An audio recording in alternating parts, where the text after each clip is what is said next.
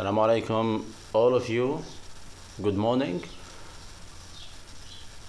This is the course of Grammar 2, and today we have to continue Unit 95, 96, and other units later on we will define in that video. So last time we mentioned relative clauses. So we started by Unit 92, Unit 93, Unit 94, and it's all about relative clauses by using who, whom, whose, where, which, and that. So in Unit 95, what we will find here, it's another style or another issues related to type 1, type 2 in case of we have sometimes to put comma.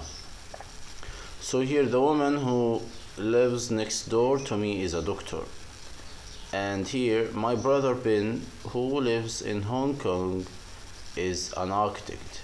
Why here we avoid adding any commas, and here we add two commas before and after the sentence, or inside or after the relative clause sentence.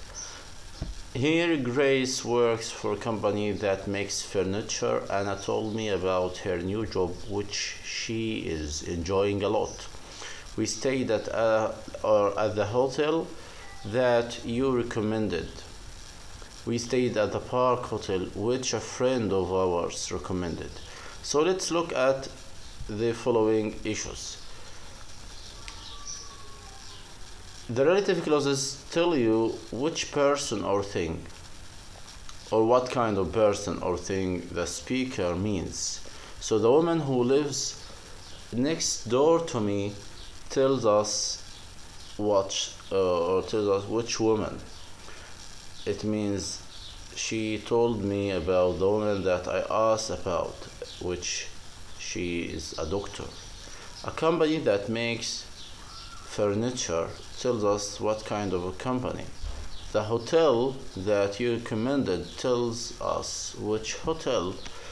But in these examples, type 2, we have something else. Like this is the type 2, if you can see here, type 1, type 2.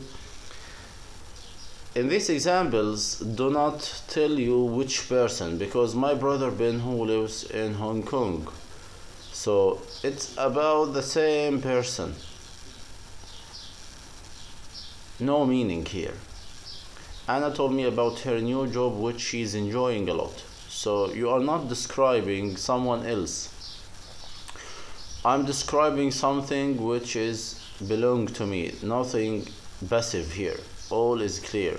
My brother Ben, Anna's new, or that's how we can rechange the structure of the sentence. So we have to make sure that we use commas with these clauses, and we do not use commas with these clauses. So the point here, how we can clarify it based on the information. So any extra information we have to add comma. If there is no extra information about the thing or the person, there is no comma. So with extra information we have to add comma. If there is no extra or additional information, we just keep it same for the relative clause. So that's the point about the lesson. Let's look at the B example. In both types of relative clause we use who for people, which for thing. That's we already realized in the previous units. And here, do you know anyone who that speaks French and Italian? And here we do not use whom in this type of clause. Why? Because if you want to describe whom, it means you are talking about something you gain or you own, and there is no clear point here. Like this morning I met somebody who I hadn't seen for ages.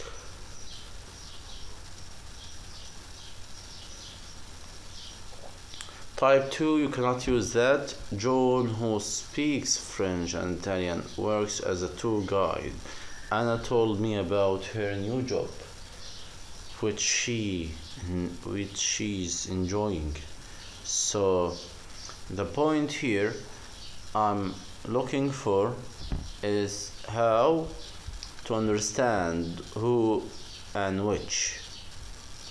And whom here, you can use whom for people when it is an object. It means when you talk about something you own. This morning I met Chris, whom I hadn't seen for ages. So why you didn't use whom here? Because the way of the sentence, it's about somebody. There is no clarification about the exact person, and that's why we avoid using whom. We just keep use who or that, but whom because you already realized the name and you have known the name. Okay, the questions, you can have a look on the question number 1 and understand the meaning first, and then answer by using who, whom, whose, which, where. This is very important to understand. But before we talk about the question, let's discuss the last point, which is whose and where. We held some people whose car had broken down. What's the name of the place where you went on holiday? And here whose. Why we use whose here? We have some people whose car had broken. It means it's not for us. It's not belong to me. I have no idea about them, so I use whose. And here what's the name of the place where you went on holiday? And here Kate has been to Sweden where her daughter lives. So why we put comma here? Because there is two different person. She went to Sweden where her daughter lives. We have to put comma because Kate and daughter are different people, not one. Lisa, whose car had broken down, was in a very bad mood. So we put whose and we end the sentence by comma because Lisa in a very bad mood. This is one sentence. She was in a very bad mood. And during that condition, her car broken down, or before like she became in a bad mood, her car already broken. But here we help people whose car had broken down. It's not belong to me, and that's why there is no other description or extra information. Here we add extra information as Lisa had bad mood, in the same time she broke her car. Okay, fine. Let's move to unit 96. So unit 96, here we have extra information about clauses. By talking about a preposition plus whom, which. You can use preposition plus whom for people and which for thing. So you can say to whom, of which, with whom, without which, about whom, from which. So let's look at these examples. Mr. Lee, to whom I spoke at the meeting, is interested in our proposal. Fortunately, we had a good map, without which we could have got lost. So this is the way, but usually it's not common and a lot of conversation to have without which. So maybe it's for formal style. Hey, Catherine told me she works for a company called Latoma, which I'd never heard of. So this is very easy to mention, like which. We do not use whom when the preposition is in this position, like Mr. Lee, who I spoke to at the meeting, is interested in our proposal. Because here Mr. Lee, I spoke, I use I, not whom I, who I. Why we put who here? Because I am the person that like talking to Mr. Lee and no one else take the advantage to be irresponsible of speaking. That's why we avoid using whom here, as we have to. I spoke to. So this is a way for avoiding preposition. We can see it in C here, back in unit 93. Okay. All of, most of, whom, which. So all of whom, most of which. This is, we try to not talking about this because it's not important for us. You can read it for your knowledge. We have here which. Study this example. Joe got the job. This surprised everybody. Joe got the job which surprised everybody. So here we put comma and it becomes relative clause. Here we have two sentences. So you have to understand how to mix the two sentences for being in that situation. So we have to answer the following questions. Exercise 96, number unit 96, number 1. We have also to answer number 3. I wish later on we continue unit. We have to look at units back to check out some issues. I think we will start with using or starting with unit. Let's look at the unit that we need to check. We have to check out unit 111. So still, any, more, yet, already. We have to talk about it after a few minutes or in the next video. Thank you very much for listening and I wish you a great day. Okay, here I am again. Let's continue the explanation of the following ideas related to use some words in your writing or speaking. And why I choose this unit, because I felt that it's very common to commit mistakes by using these words. Sometimes you are quite unaware of the use of still, anymore, yet, already. So let's discuss unit 111. To remind you again, last unit we discussed is 97 or 96, sorry. 96 for relative clause. We talk about relative clause 96 and started by 92, unit 92, 93, 94, 95 and 96. After this we moved to unit 111. This is about how we could use some words and linking words and conversation. So in the word like still, it means like you are in the action or continuation action. It hasn't changed or stopped. It's 10 o'clock and Joe's still in bed. When I went to bed, Chris was still working. So you can get benefit from this one or this unit by using it in your writing one class. So or writing one course. You have to be aware of using these somehow. So we can start the mention here still also means in spite of this. Like it can be also for contrasting meaning.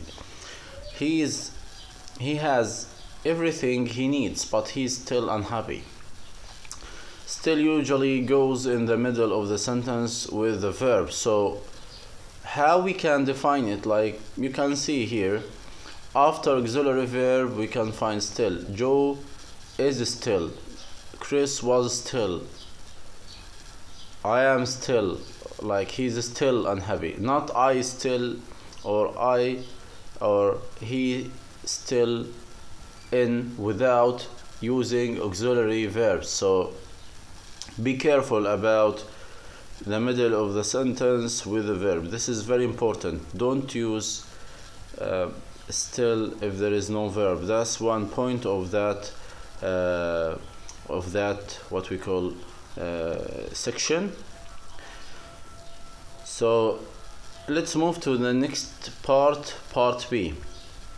We use not anymore or not any longer. So anymore, any longer go to the end of the sentence. So where we can put anymore or any longer, usually at the end of the sentence. Lucy doesn't work here anymore. It means she left. Lucy doesn't work here any longer. It also means the same. It's not here anymore. We used to be good friends, but we are not anymore. So be aware of any and more are separate. We and any longer also separate. It's not one word.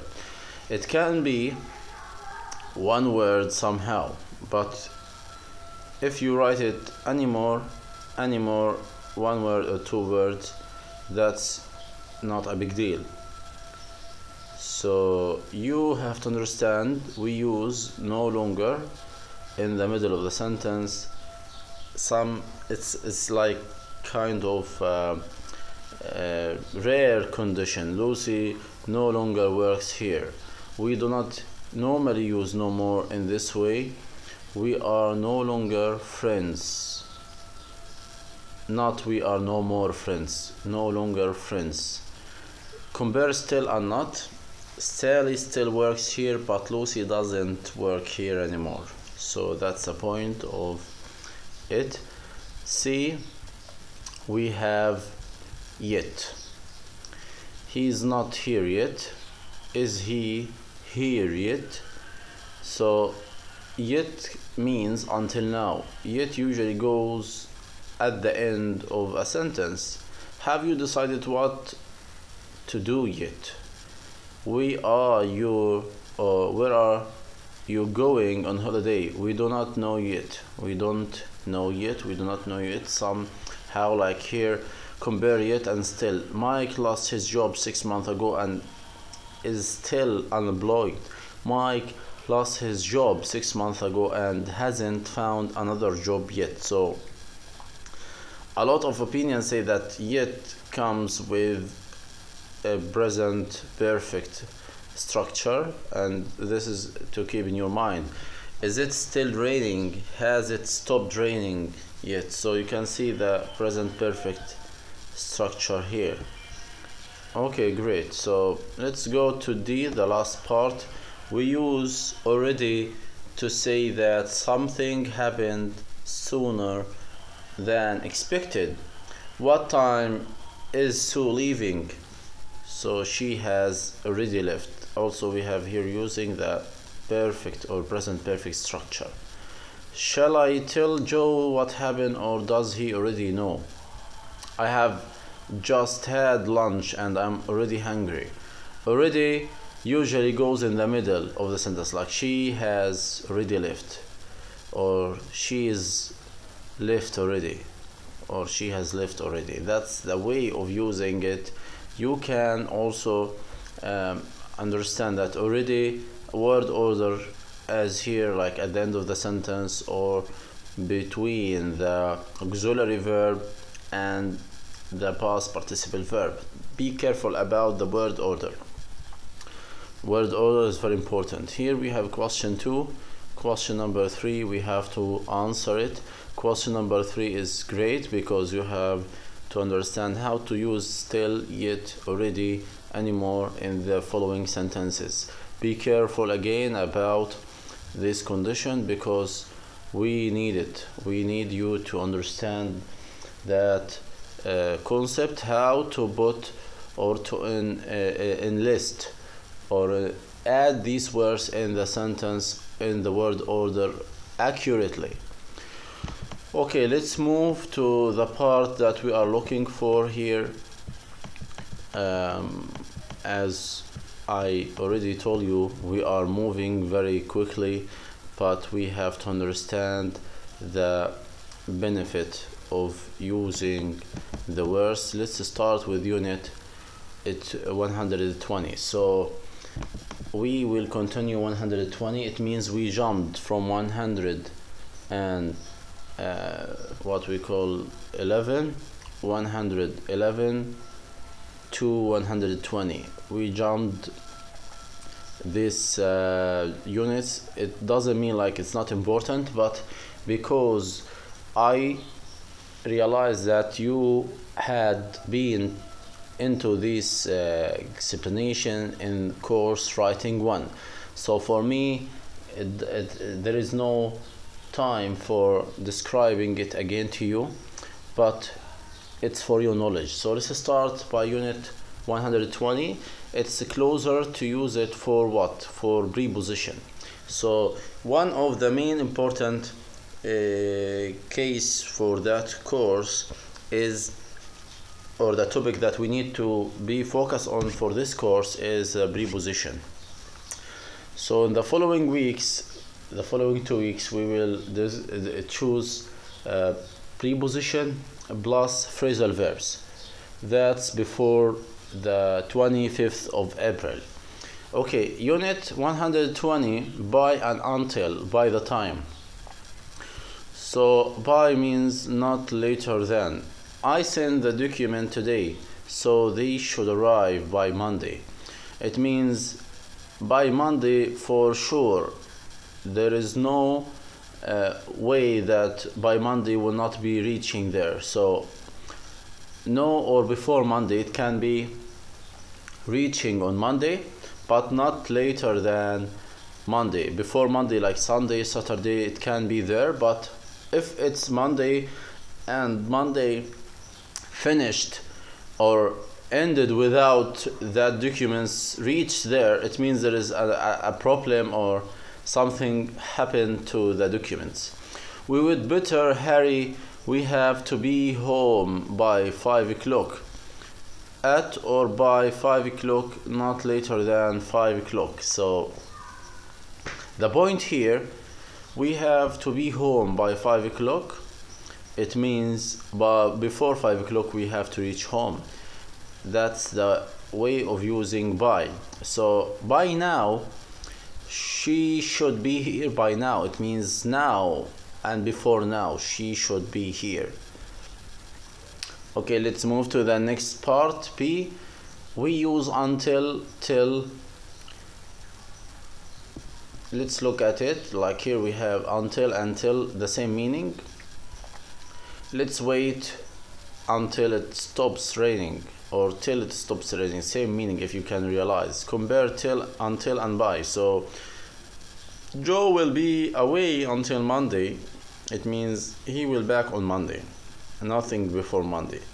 I will be working until 11:30. It means by 11:30 I should leave, or somehow I should be stopped working. Joe will be back by Monday, no later than Monday.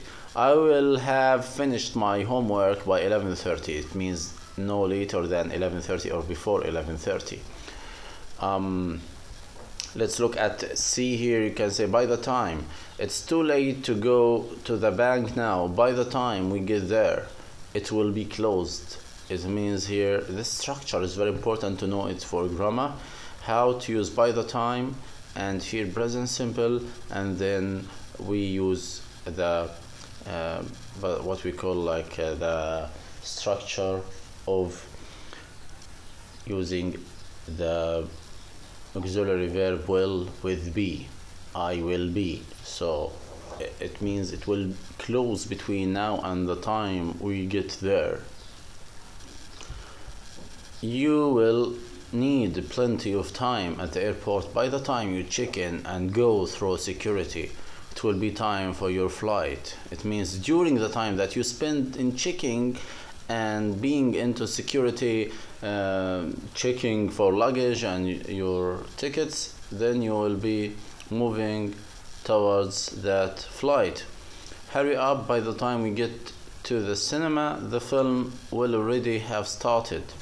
You can say by the time something happened. in the past. Karen's car broke down on the way to the party last night. By the time she arrived, most of the other guests had left. It means like maybe she went there after a while of her car broken, but unfortunately she couldn't catch that party. All guests left. So this is the point of by the time and how we can use the past, or use, if it's past we can see like a past symbol. If it is like a present, it will be present perfect sometime, and maybe like here we use with be. Be careful about it, try to check. Last thing, by then and by that time. Karen got the party at the midnight, but by then most of other guests had left. But by that time most of the other guests had left. It means like you can use by that time or by then.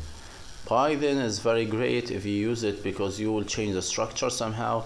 It will not be redundant. Next time we will start or we have to answer question number 2, number 1. This is very good for you. But next time we will start, in the next video we will start 121 at on end for preposition. Thank you very much for listening. Try to answer this question. Maybe I will raise kind of homework for you later on. Keep in touch and we will see later what will happen. Thank you again, and I wish you healthy and great weekend.